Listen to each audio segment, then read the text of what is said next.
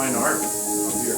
I got involved first with the Governor's Awards, I think about 15, 16 years ago.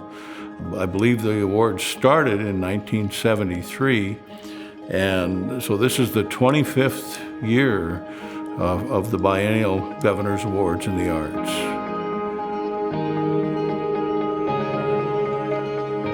In 2013, I received the Governor's Award, but more importantly, the very first Governor's Awards in the Arts was given to Oscar Howe, and he was South Dakota Artist Laureate, and I have the very distinct honor and privilege of being South Dakota Artist Laureate at this point.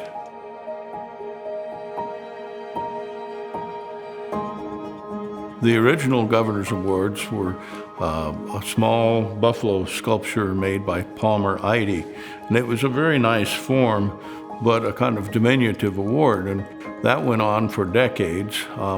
We took the buffalo, that same form that Palmer Eide had sculpted, and began to create a landscape context around it.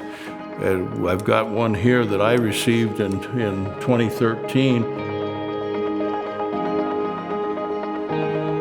That was kind of the last period. The mold over time goes bad and they're just no longer available. But that gives you some sense of the complexity of the design that happened at that point. As it's going now, every one of the awards that are given are created individually, very alla prima or direct fashion. Last awards I used metal that came from Dignity, leftover pieces from the sculpting of Dignity. This year, I'm using the metal that was used in the Arc of Dreams, which is there in Sioux Falls. But each piece is individually created, very unique. The stone is different, the metal is different.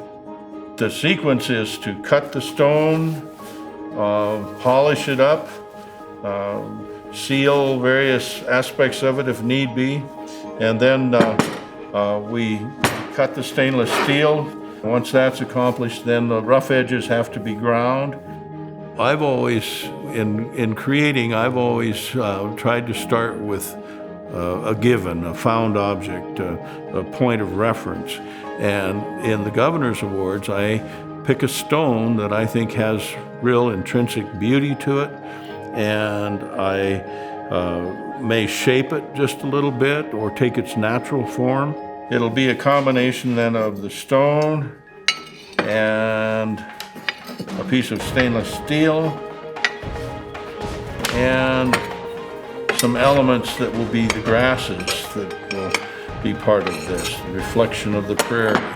And then we go to an engraver who cuts right into the stone with the name of the recipient and the award. So that's kind of the sequence that we go through to do this, and each one is its own unique piece of art.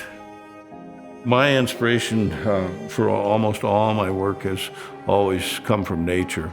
I grew up on a ranch east of the Black Hills, and nature has always been a constant companion and resource and source of inspiration for me. These come from that as well. I mean, they're basically little vignettes or fragments of landscape.